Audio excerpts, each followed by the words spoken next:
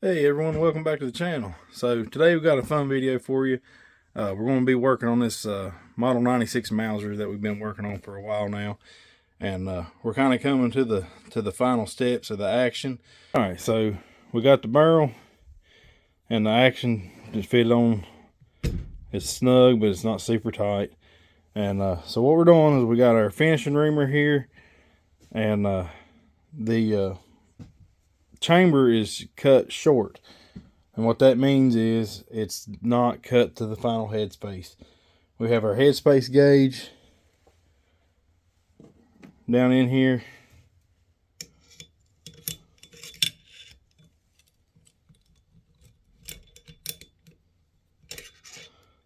There's our headspace gauge. All right, so how this works is you have a go and a no-go gauge. On a go gauge, obviously, that means the bolt should close, and on the no-go, the bolt should not close. So this is our go gauge. For this, you got to have the bolt completely stripped down. I've got everything taken off of it. It's just a bolt. There's no mechanism, no extractor, nothing. So we want no resistance here at all. So we're just going to put the go gauge in the chamber and carefully try to close the bolt. You do not want to force it down. You just want to feel the gauge. So you just stick it in the chamber.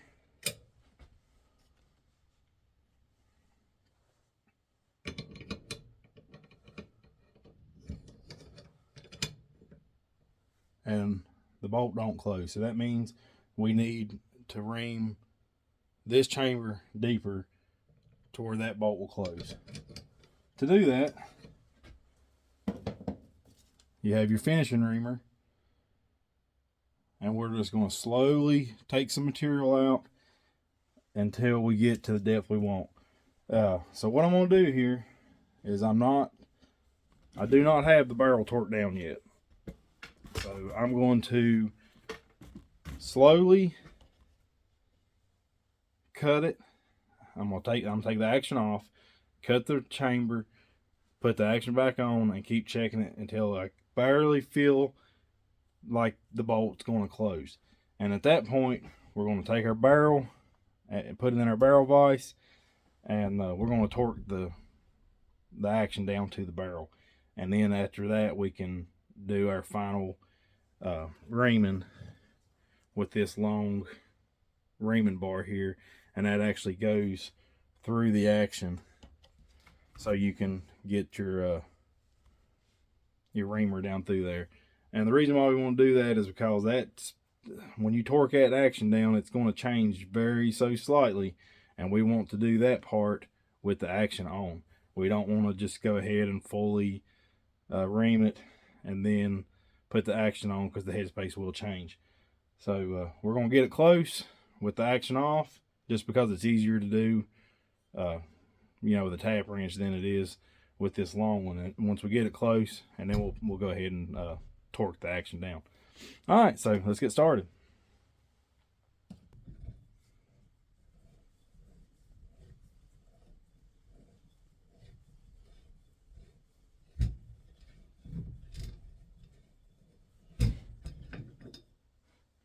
Very frequently.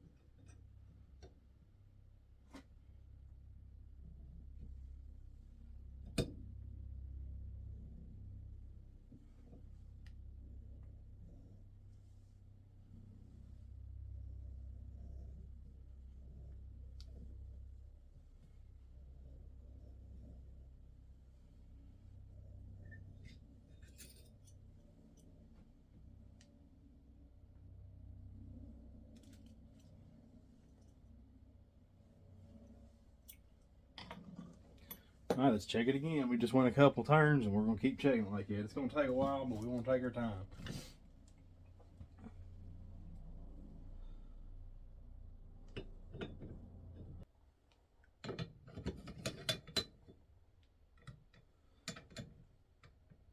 I ain't not quite yet.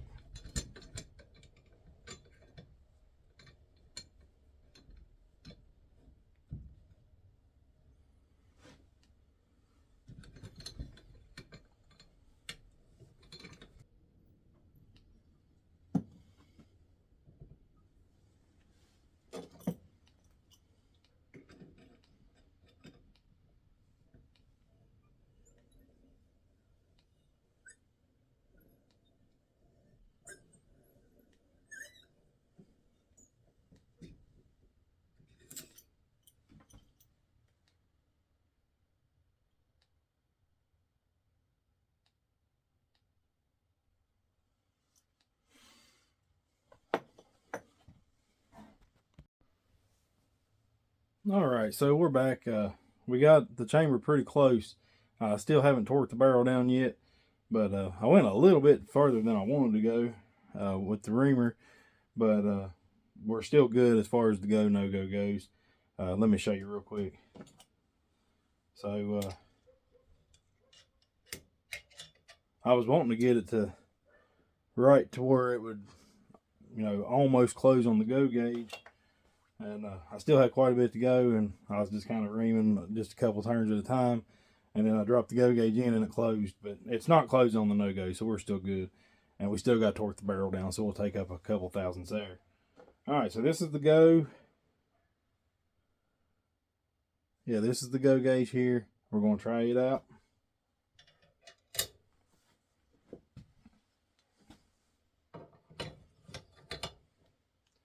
You see the bolt fully closes on the go gauge.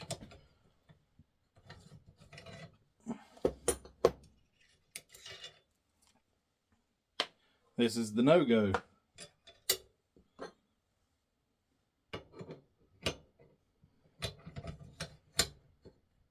And the bolt don't close, so that's what we want. That's good.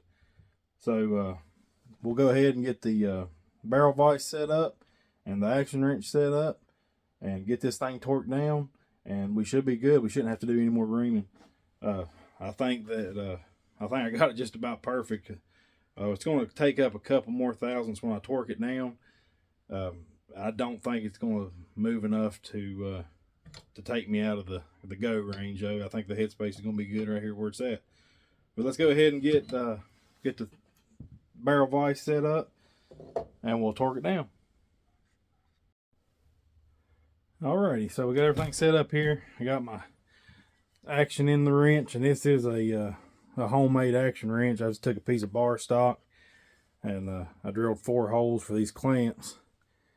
And then I don't know if you can see it because these are in the way, but I had to cut out a recess for the receiver lug here, and I just took and put on a drill press and cut out a series of drill holes, and then I took a Dremel and a file and just cut it out to match. And I'll show you that at the end of the video what it looks like. And then my barrel vise is also homemade. It's just 2 pieces of heavy bar stock, and it's just 2 separate pieces. And then I drilled out the center, and then I got these little bushings, and it's nothing but a piece of round bar with the same inside diameter, or a little bit smaller inside diameter as the barrel. And then I cut it in half with the bandsaw, and then it's one goes on the bottom, one goes on the top, and it clamps down. It holds it pretty tight. The barrel is a lot more sturdy than my bench, or the vise is a lot more sturdy than the bench. So you can see any movement is actually coming from the bench and not the vise. All right, so I'm gonna put a little bit of grease on the threads here just to prevent any more, and we're gonna go ahead and torque this thing down. All right, let's get started.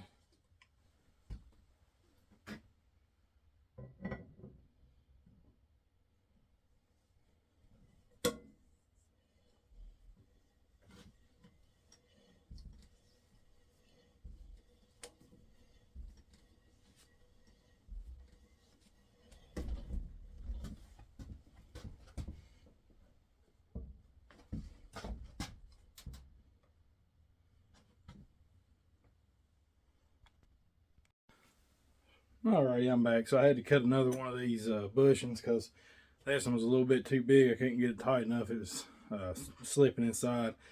I only had one more size and it's a little too small, so I'm kind of too far out. But it's nice and tight. It's working. So let's get this thing torqued down. I've already got it pretty much torqued, but we'll go a little bit further with it. You can see I'm way too far out. I'd much rather be up here or here, but I didn't have a size that would fit. So that was the only one I had left. All right, let's keep tightening this down.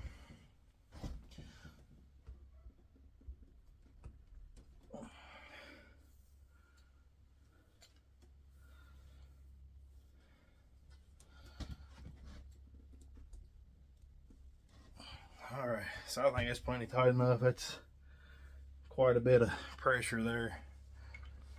It ain't coming off, that's for sure.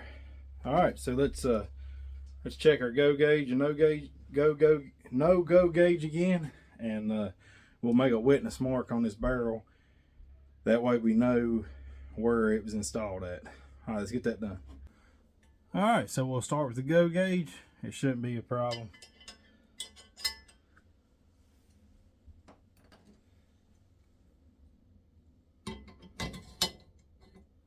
All right, closes all the way.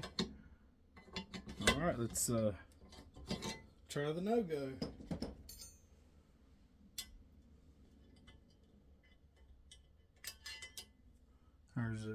That's the go gauge.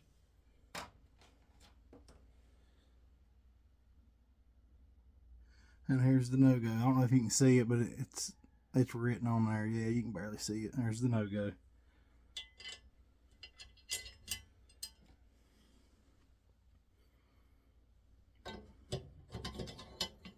All right, there we go. It doesn't close. It's actually pretty high up too, so that's a good headspace. All right, so I'm gonna get all this taken out of the wrench and the vise, and we'll start putting everything back together. And this action, we still got to do a witness mark, and I'll do that on camera real quick. And this action's pretty much done. We still got to do we got to install our new trigger and the new safety so the scope mount, the safety will clear the scope. But other than that, this action's done. It's ready for finishing. I still haven't decided what kind of finish I'm going to put on it yet. I ain't decided if I'm going to glue it or coat it or what I'm going to do yet. I haven't decided. But let's get this thing out of the action, or the action wrench. Alright, so we got it all out of the, got one little scuff right there where it slipped in those jaws. I'm going to try to polish that out, which depending on how I coat it, it'll come out anyway. So, but it's all done. Still got to make a witness mark here, so I know where it was installed at. And just in case you're curious, this is the lug on the bottom of the action here. And here's the action wrench that I made. You notice I just chucked this up in a drill press, and I drilled a hole here, here, and one in the middle, and then I just hogged it all out with a file and a Dremel. But that's what it looks like. This is the bottom, and this is the top. So it just sits in there like that, and it gives it a nice flat surface to set the action wrench on. So you got a lot of the pressure spread out on the flat instead of the lug. I just had to, originally, my original plan was I was going to set it like this, but then I didn't have anything to put the straps onto. I didn't want them sitting up here, so I had to hog this out so I could put those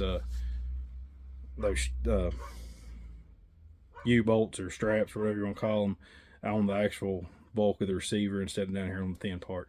But that's how I made that, if you're curious. All right, so we got everything put back together here. There's the action right there's my witness mark. That way, if I know where that barrel was installed at, if I ever have to take it off or this mark ever moves, I know my barrel has loosened up somehow. But it's always good to make you a witness mark when you install a barrel. But all right, so that's gonna wrap this one up. That is the process of finished chambering, reaming, and head spacing, and installing the barrel on an action. So next we got to figure out what we're gonna do as far as finishing it. I'm not sure. I haven't decided yet if I'm gonna blue it, or I ain't decided what I'm gonna do yet. And then we gotta fit the stock, and we'll be done with this one. All right, thank you for watching. See you next time.